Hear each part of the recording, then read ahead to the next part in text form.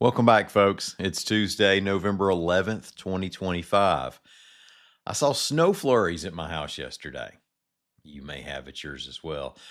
My okra is still blooming, and I had snow flurries. Lee had a story on the site about flurries across North Alabama down into parts of northern central Alabama.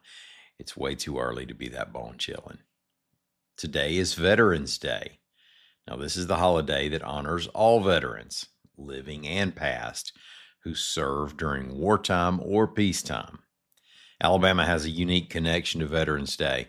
It was Raymond Weeks, a World War II veteran from Birmingham, who proposed turning what at the time was Armistice Day into a celebration of all U.S. veterans.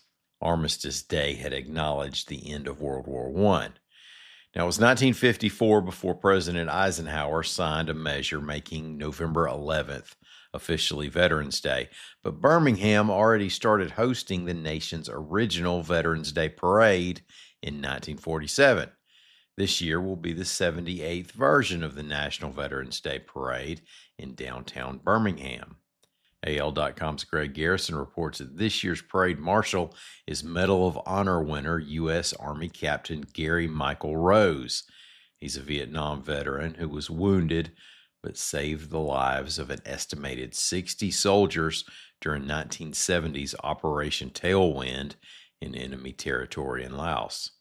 Also, there will be the traditional riderless horse with backwards boots in the stirrups to represent the fallen warrior. Serving as the horse again this year will be Hank the Tank, who retired to a ranch in Alabama after completing his service at Arlington National Cemetery. Also, today is National Sunday Day, even though it's Tuesday. There often are debates how these things get started, but people generally agree that the ice cream sundae became a thing and got its name because pharmacies weren't allowed to sell those caffeinated medicinal soft drinks on Sundays. Stick around with us a minute. We have politics, local, state, and national. I'm Ike Morgan, and we're down in Alabama.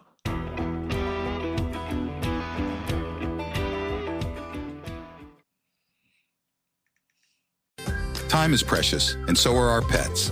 So time with our pets is extra precious. That's why we started Dutch. Dutch provides 24/7 access to licensed vets, with unlimited virtual visits and follow-ups for up to 5 pets. You can message a vet at any time and schedule a video visit the same day. Our vets can even prescribe medication for many ailments, and shipping is always free. With Dutch, you'll get more time with your pets and year-round peace of mind when it comes to their vet care.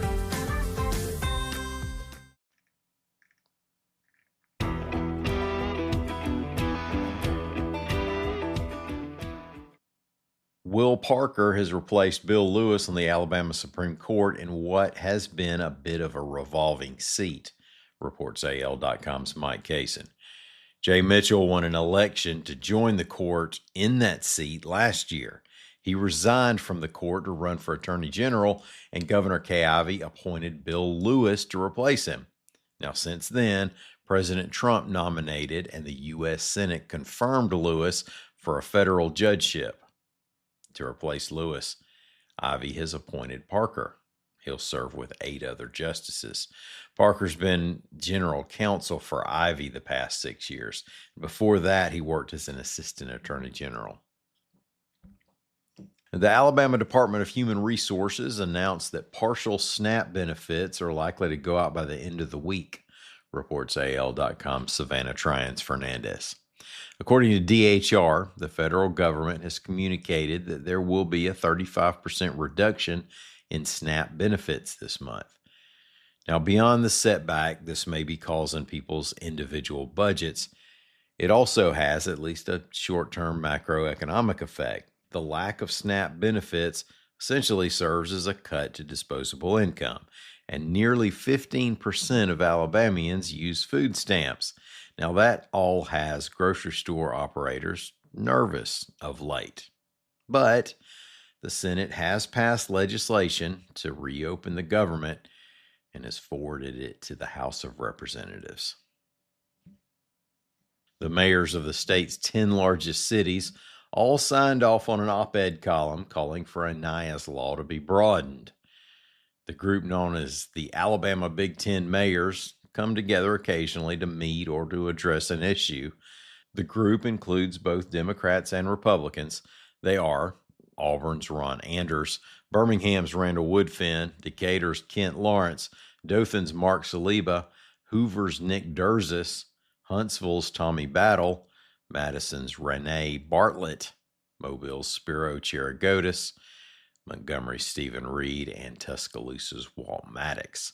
A Nias law gives judges the option to deny bail to offenders charged with certain violent crimes.